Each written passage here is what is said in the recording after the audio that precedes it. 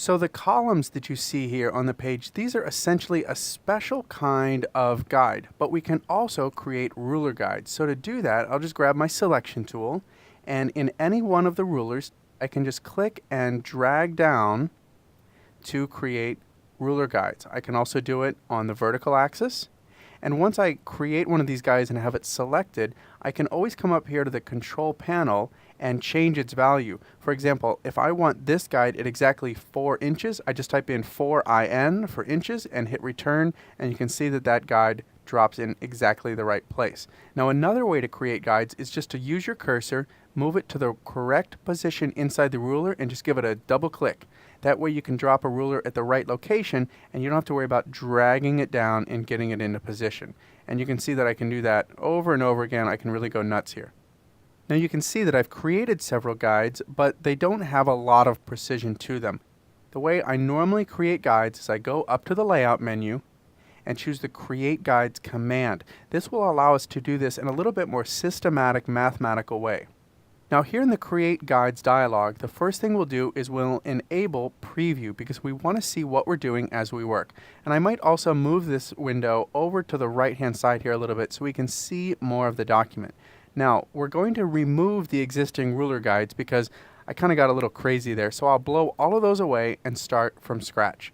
In this case, I'll create 3 new rows. I'll use a gutter of 1 pica. This is 1/6 of an inch. And I'm going to leave the number of columns because we already have column guides created for us.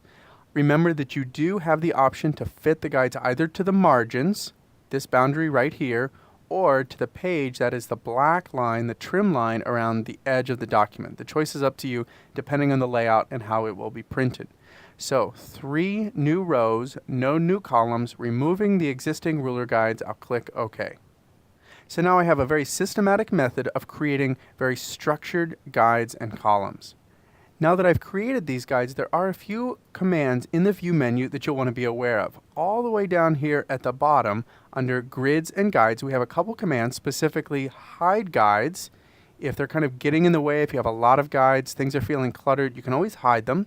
We'll go back to the View menu and turn those back on by showing guides. Another thing that you can do in the View menu under Grids and Guides is lock the guides, because at this point if I click and drag one of these ruler guides, it's actually going to move. Maybe you want that, maybe you don't.